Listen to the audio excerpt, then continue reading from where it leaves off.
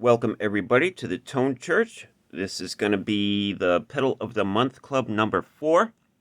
Bear with me, I have a bit of a cold, so I'll be sniffling and I sound even more like Kermit the Frog than I normally do. It's not easy being green. Anyway, Pedal of the Month Club number 4. What we do here is every month I build a guitar effects pedal. And this one, on December 1st, 2023, I will be doing a drawing and giving it away to one of my Patreon supporters. So if you like what you see, go check out my Patreon. This thing could be yours. What are we doing today? So we have a printed circuit board right here, a nice one from Pedal PCB. They call this the Argentum 1212 Preamp, which is a clone, which is used to build a clone of the Jackson Audio 1484 Twin 12 pedal. How fun is that? The Jackson Audio pedal retails for about $250, and it is a simulation or a sort of a clone of the preamp of the Silvertone 1484 guitar amplifier. What's that all about? Well, let's take a look. Over here on Reverb, we've pulled up 24 search results for the Silvertone 1484. And this is an amplifier that was built in the 60s, probably the mid-60s, somewhere around there. Silvertone was the brand used by the Sears and Roebuck company. For you youngsters out there, if you don't know what that was, what Sears and Roebuck is, basically that's how us little boys had things to take care of our hormones back before there was the internet. Does that make sense? Anyway, you'll figure it out. Anyway, so this amplifier was a head and separate cab combo. And what's cool about this, or one of the cool things about this, I don't know if we'll get a picture of it, but anyway, if you look at the back of the cab here, the head actually fits in this little slot right here to make it easily transportable, so long as you're, strong. This whole rigmarole probably weighed about 90 pounds. Anyway, the Silvertone stuff, a lot of people seem to like it. The downsides of the Silvertone stuff is the wooden parts of the amplifiers and cabinets are usually made out of chipboard with kind of thin wood and stuff like that. So after 60 years, they're usually in kind of rough shape. Again, the chassis, not the greatest, quality materials, but the iron and the circuits were top notch. And they don't sound like a Fender, they don't sound like a Marshall. They have their own thing going on, and there's a lot of people that like these. For instance, if we go over here to Equip Board, we'll see the Sears Silvertone 1484 Twin 12 is number 1 in guitar amplifier stacks with a 100 score. That's pretty freaking amazing because, I can think of some pretty, good amplifier stacks, and they're saying this guy's number 1. This is what they're saying it's good for, I guess, genre affinity. I don't know what Equipboard, how they rate their stuff, but here we are, we're in high. We are high. But anyway, probably the most famous user is Jack White. I think the Racon Tours, he used this. Not sure, you can do your own research. But we got some other big names up here. We got the Billy Joe Armstrong and Dan Auerbach. Johnny Buckland, Beck, Lou Reed. Robert DeLeo. Nice. So, yeah. It's kind of a niche but popular amplifier. It originally came with a pair of C12Q, I believe, Jensen speakers, which will not be part of this pedal for obvious reasons. You can barely see them there. But yeah, good things here. All right, let's go back over here. And I just so happen to have a schematic of the original original Series Silvertone amplifier, and we can compare and contrast the original to what's in the pedal. All right, let's do that. Hang tight. Here we go. All right, hopefully you can see everything here. Hopefully everything's in frame because I can't see the viewfinder the way I have this hooked up, but baby steps, people. We're getting there. Trying to up our production value. Okay, so let's start with the schematic. We have 2 channels, but we're only going to be using 1 channel, obviously, with the pedal. Guitar plugs in here, and just like a normal Fender, we have a 68K input resistor. Then from there, we go into the grid of the first preamp tube. Now, if we go over here to the pedal, guitar comes in, 68K input resistor. We have a 1 meg to ground resistor. This is the anti-pop resistor, I believe, is what it's called, or something like that. It's probably got a more technical name, but anyway. And then it goes into the gate of a J201 JFET transistor. Now, the J201 is a very popular transistor for these kinds of preamp pedals. It's generally regarded as being the most tube-like of transistors. But from my understanding, they can be a little bit finicky, and if they're not biased well, they can cause you all sorts of headaches. And, well, hopefully we don't have headaches on this build, but something to look out for. So anyway, if we go back over here, the cathode of the tube has a 1.5K resistor to ground. And over here, we have a 1.5K resistor to ground on the source. Okay, out of the first preamp tube, we come out to the plate, and we have a 20 nanofarad or 0.02 microfarad coupling capacitor. Come out of the JFET, and we have a 22 nanofarad, basically the same coupling capacitor. It goes through a 180K resistor. R10, we have a 100K resistor, so a little bit different there. And we can go in 2 directions. We can go over to the treble control, or the signal can go down into the bass control. If we go over to the treble control, it goes through a 680 microfarad or picofarad capacitor. So let's see here. Treble, they're drawn differently. On the Silvertone, the bass is on the left, the treble control is on the right. On the pedal, we have the treble on the left and the bass on the right.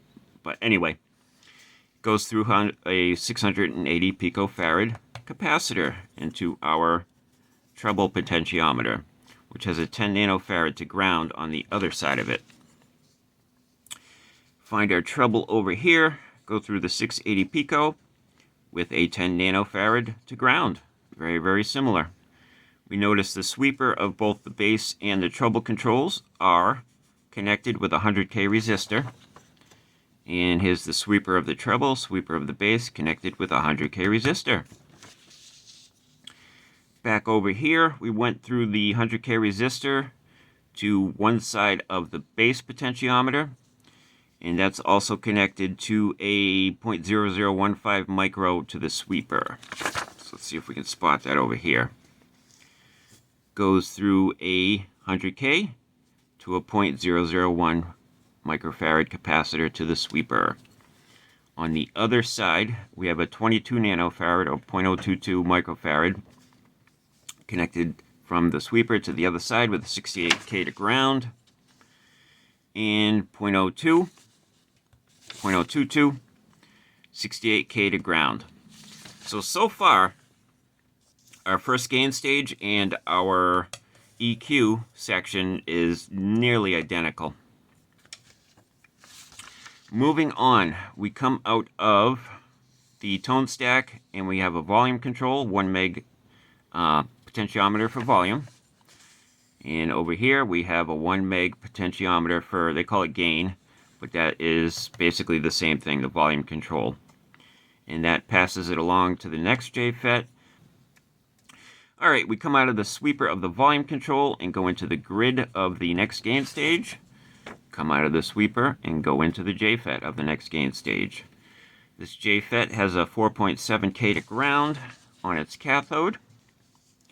4.7K to ground here. Comes out of that, and the signal passes through a 10 nano or 0.01 microfarad coupling capacitor. And we have a 0.02 here on this one. So this is going to allow more bass to pass through. So there's a little bit of a difference there. We have a 1 meg to ground, and we go into the third gain stage.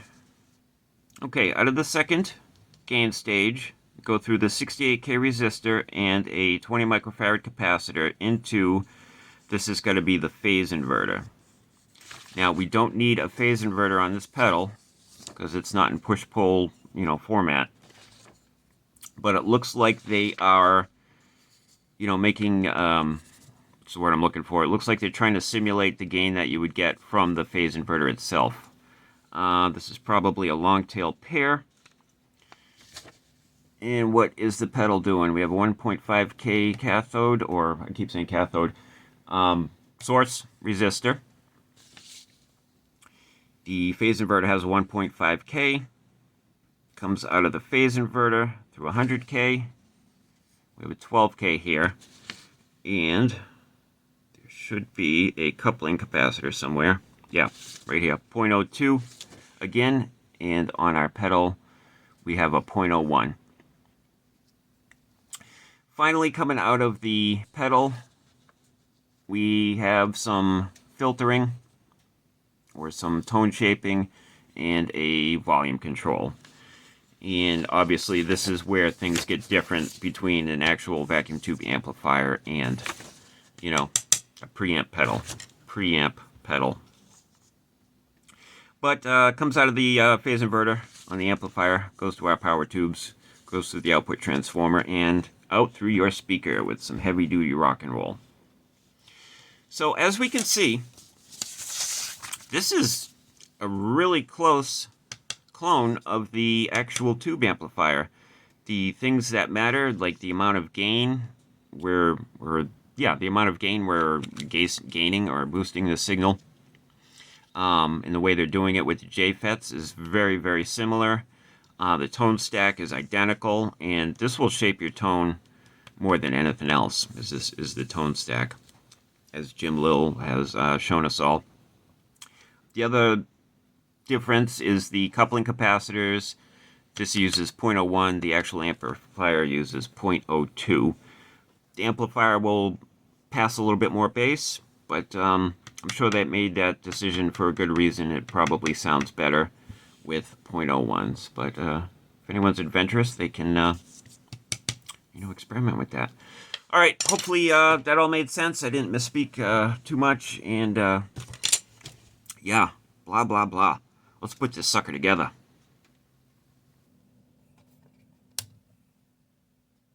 Warming up. Okay, so this pedal build, this PCB, calls for 3 J201 JFET transistors. So 1, 2, 3. Now you can still get these in the, the TO92 package, which is the regular, round cylinder on 3 legs. But they're like $4 each. Whereas the surface mount ones are like pennies. So I have opted for the teeny tiny little surface mount ones. Hopefully I don't regret this decision. But if I can find my tweezers here. I've watched enough Louis Rossmann videos to think that I can make this work. I believe this to be a joke, but I'll level with you. I'm a famous influencer with almost 2 million subscribers on YouTube. So that's what we're going to try to do. What I think we're going to do here is, first off, is we're going to add a teeny tiny little bit of flux to the pads of where these JFETs are going to go. Kind of help matters along. And we'll get some solder. Not that one. Solder. I think I'm going to add a teeny tiny little bit of solder to one pad. And then hold it down, reheat it. And why don't we just do it? We would have been done by now.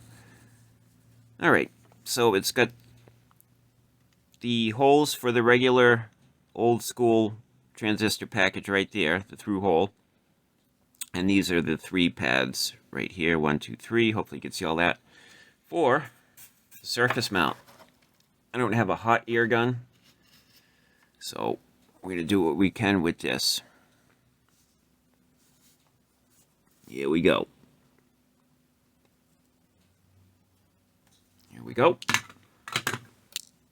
All right, these things are absolutely microscopic. Yikes. What have we done?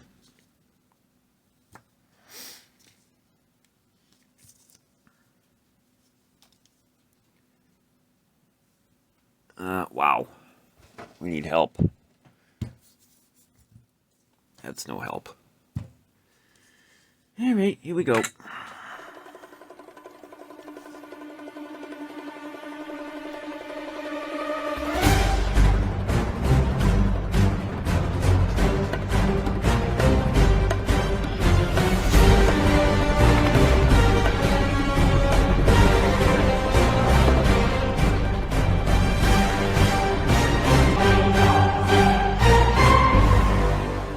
Catch it? Are we in? Can you see that? It's not great, but do what we can here.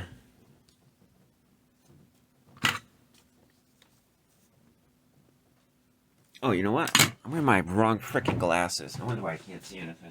Oh, how do you do, madam? Magoo's the name. Sitting there like, why can't I see what I'm doing? Don't have me bifocals on. Oh, yeah. God. That's great.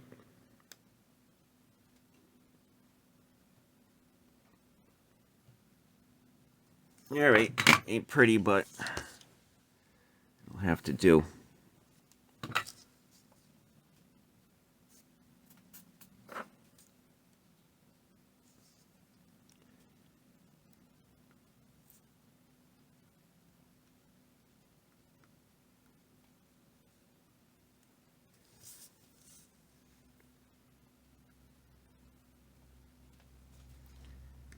Yeah. Yeah, this sucks. This sucks.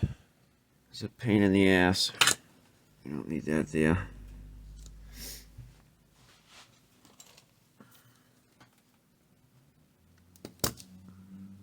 Oh, great. Whatever, that's not gonna hurt anyone. Yeah, well, she's on there. Hopefully it works. All right, I think we have succeeded.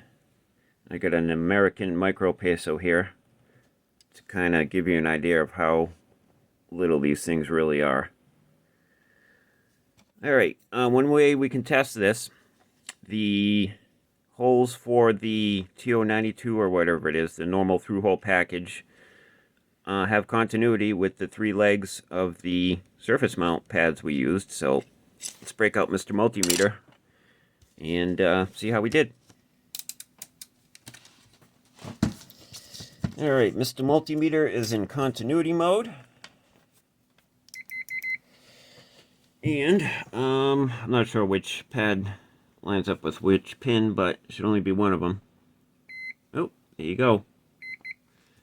So the leftmost pad is to the top left pin from where I'm sitting. Middle pad goes to the bottom one and no others. The bottom left. Ooh, middle pin. Nice. So far so good. which leaves the right through hole mount. It goes to the pin that is on the side that only has one pin. Very good. Very good. Very good. We did it. Nice. Louis Rossman, eat your heart out. This ring has touched my cock and never been washed. Due to my notoriety and fame, I value this cock ring at $15,000. Okay. The hardest part is over.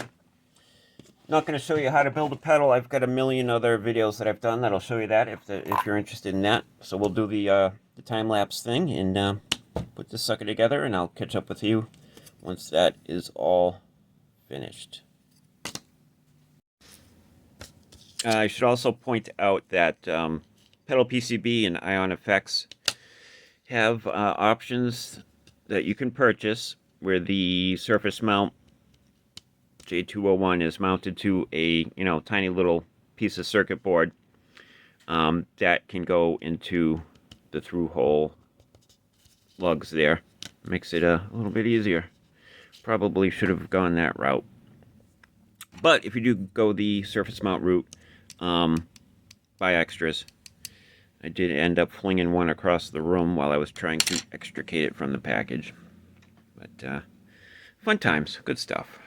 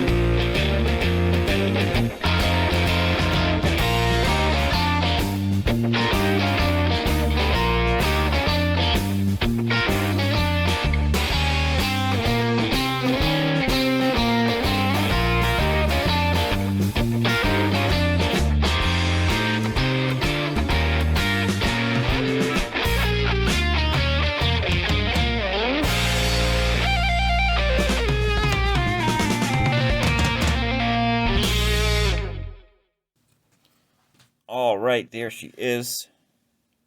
Looking pretty good. Got all the passive components installed. Went together pretty quick. Took maybe like an hour. That was probably quicker for you. So now what we're going to do is break out the ISO and clean all the schmoo off. And today is Veterans Day here in the United States. Remembrance Day for those who live in the kingdom. So I thought we'd do Story Hour with the Tone Priest. So my grandfather, during the Second World War, was a machine gunner on a PT boat, PT 517. Their first port of call after they left the States was in Ireland. And while they were there, they got the name for their boat, which they called the Pug Mahone,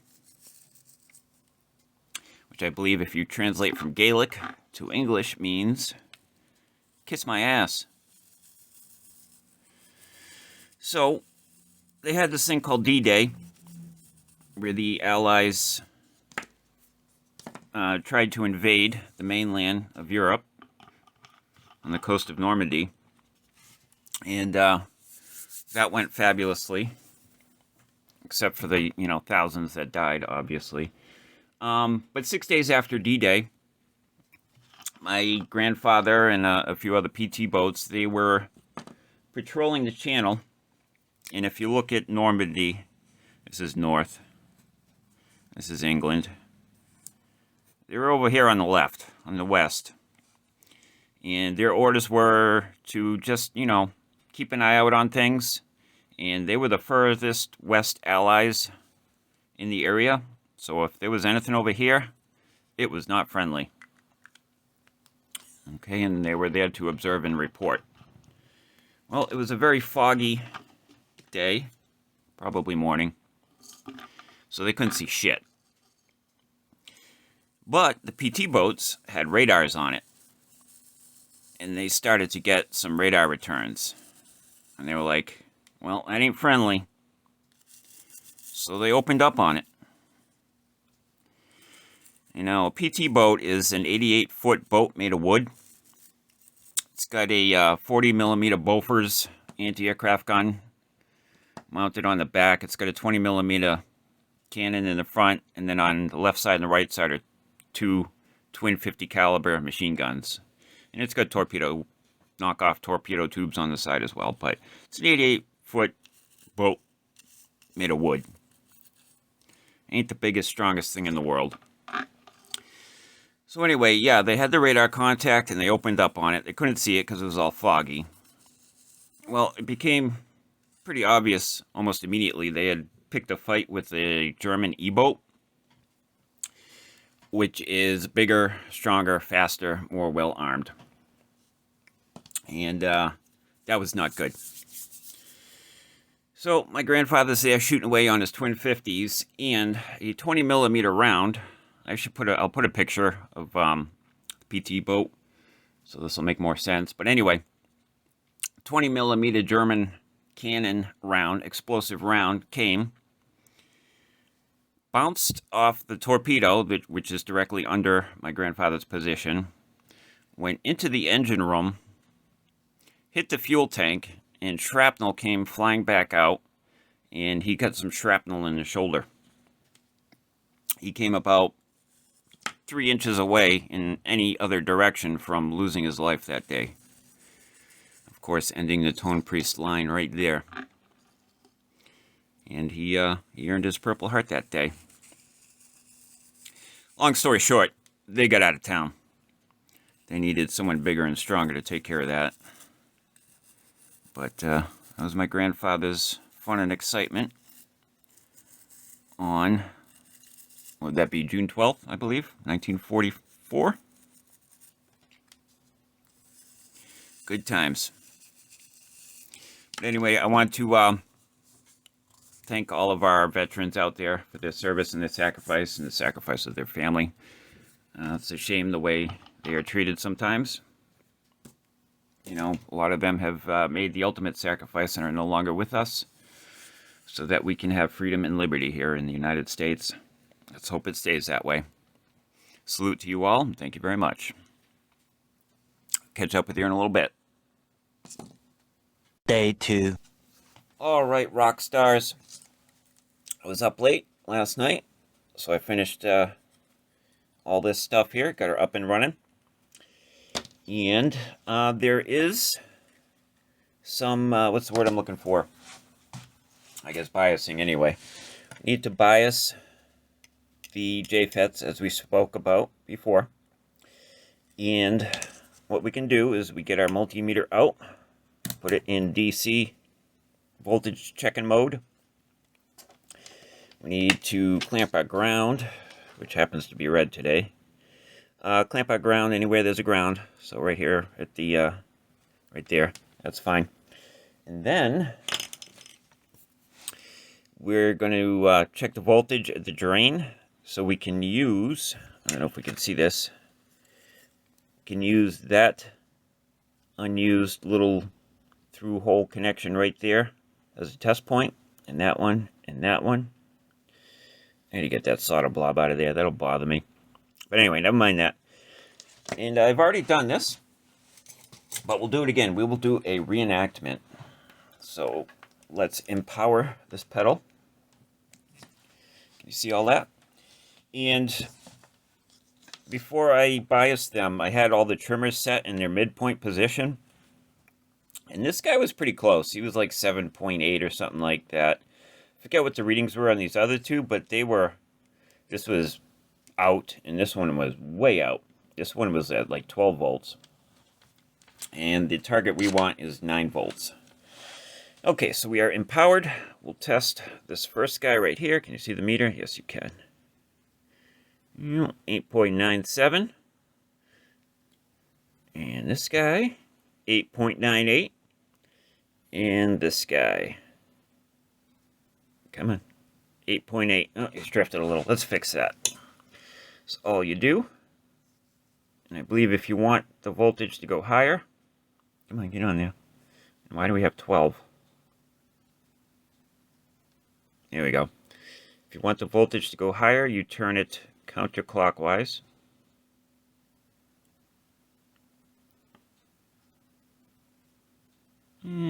Right there. And there you go. So she's all biased up. I already tested her out. She worked. She worked the first try, which is nice. Apparently our little adventures into surface mount soldering were successful. So let's bang out an enclosure and wrap this sucker up. Yeah. Alright, we have the graphics on the pedal. And we sprayed it a couple of times with clear coat. We'll probably do another coat of clear. And then put it all together. But, well, I had that reverb page up for the Silvertone 1484. I kind of saw one that I kind of thought could use some TLC. And, well, maybe needing this real soon. There she is. All wired up, ready to roll. Unfortunately, there's not enough room to put a battery in here. And I'm not sure why there isn't. I think Pedal PCB could have redesigned or can redesign this circuit board to make it a little bit smaller, you know, because there's a lot of empty space on here to facilitate a battery. You just need a little bit more room. Alternatively, if you don't mind your knobs, your potentiometer is working in reverse, you could flip those around, push that up, and you would have room. But that's fine. I don't use batteries anyway, but I know a lot of people like to. Alright, let's close her up and then give her a test drive. Yeah. There she is. Looking pretty sweet. Could have moved these labels up a little bit. I'll do that on the file in case we ever make another one of these. But there she is. She came out nice. I use this textured black enclosure because it kind of looks like Tolex. I guess. I don't know. That's what I was thinking anyway. Preamp 8414. We have a young lady with a blindfold on, holding a sword and some scales. Preamp 8414. Figure it out. Alright, let's hook her up. Let's do this. Alright, so it appears my Flamma reverb pedal has shit the bed. It's passing signal, it turns on, it just doesn't reverbs. So that'll be that. It's alright, we have a plan for that. Playing through my Blackface Deluxe clone with a 10-inch Jupiter Midnight Ceramic 10 speaker. Clean sound.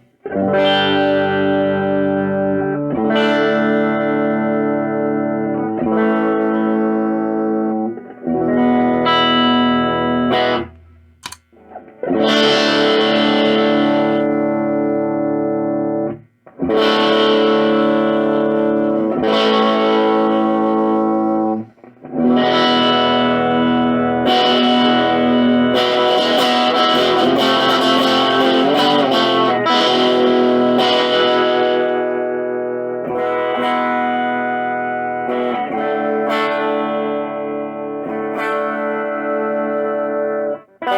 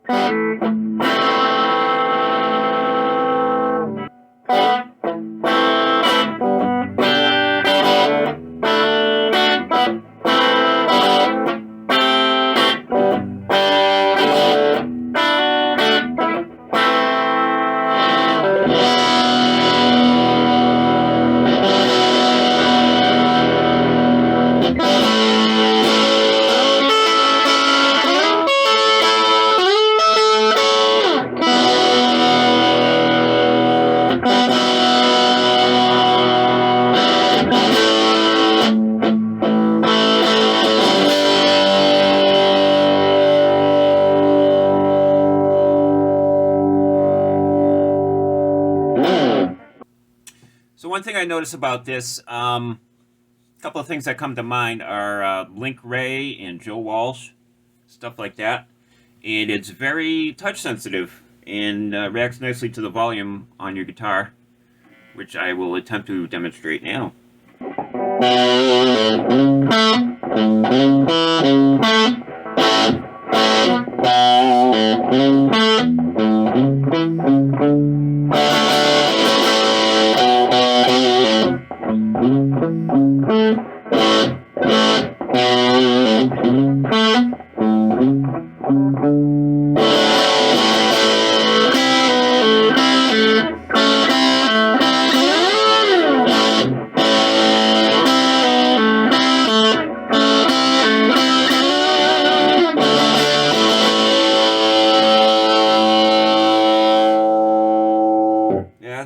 Yeah, that's the real deal right there.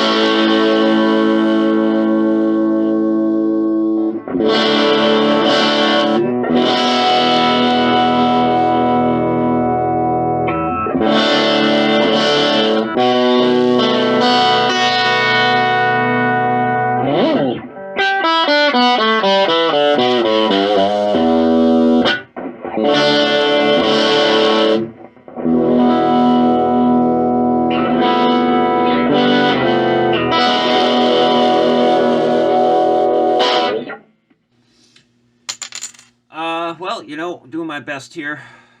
Don't know how to play guitar. I ain't pretty. My legs are skinny. Now, if only we had an amplifier with two 6L6 output tubes and a 2x12 cab with vintage Jensens in it. If only. That is a marvelous idea. What's a marvelous idea? Wait. Oh, this is perfect. Thank you, Jeannie.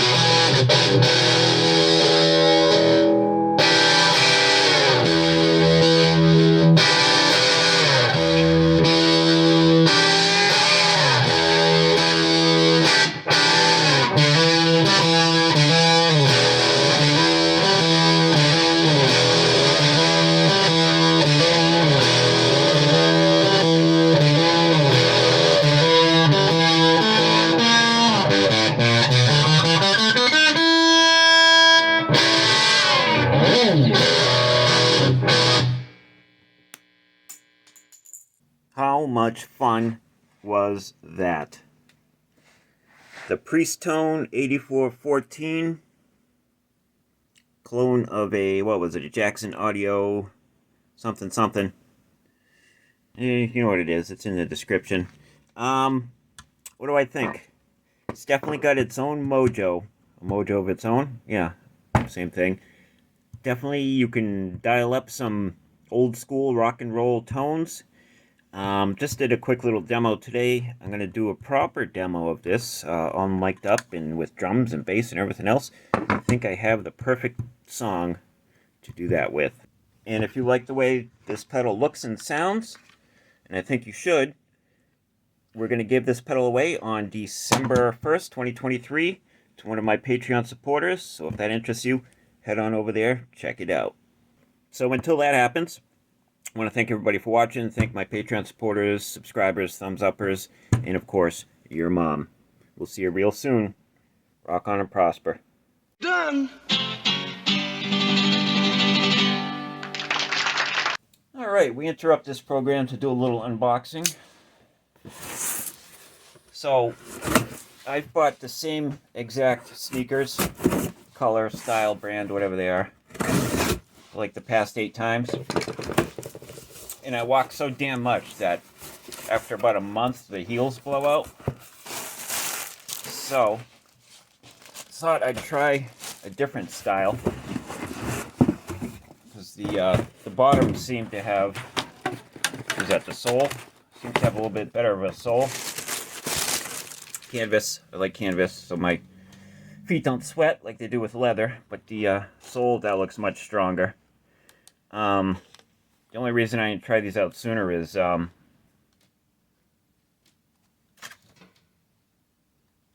mean, who's the marketing genius that came up with this name? Are you kidding me? For shizzle, my